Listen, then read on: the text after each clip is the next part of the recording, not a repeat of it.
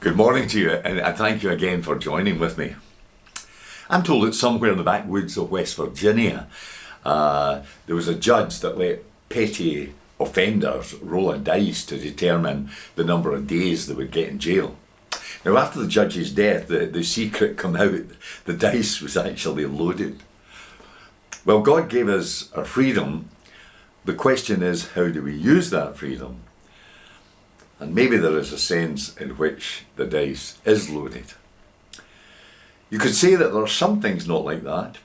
Some things that are unpredictable. Take the weather, for example. Our ecosystem is so interrelated that the joke is made that if a butterfly flaps its wings in Beijing, it may well affect the weather in Glasgow. The Bible does tell us that there's a pattern to life. And if we could step out of space and time, we would see that pattern. But right now, for most of us, it's a case of seeing through the glass darkly. All we know is that God knows, and our task is to make most of the present.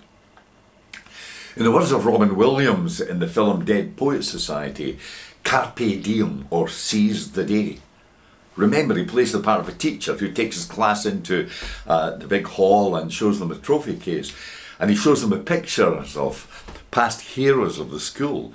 And he says, all of these young men are as you are today, starting life with a great promise. But all of you will someday be where they are. They're dead, and so will all of you. What do you think they would say to you today? As the class leans forward, William says, Carpe diem, seize the day. Are you making most of those days? I sometimes think the church is actually what most people want. But the interesting thing is, it's the last place anybody would look for it. They want God, but the last place they want to look for those things is in a church. So what are we to do? I think at times people are confused about what our message is. And they don't know unless we tell them. And I think we have a contribution to make, all of us, if we love as Christ loves. If we're as kind as he was kind, if we're accepting as he was accepting, if we reach out to others as he reached out. I hate to say it, but sometimes the problem with our witness as a church resembles more the actions and the attitudes of Jesus' enemies rather than his friends.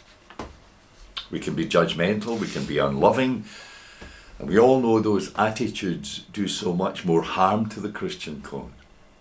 Let's seize the day in Jesus' name.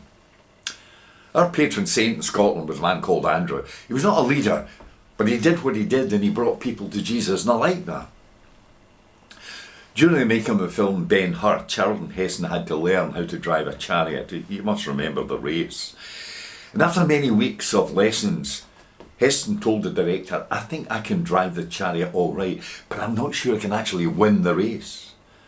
And the director said, you just stay in the race and I'll make sure you win. Maybe that's Jesus' message for us in those troubled times.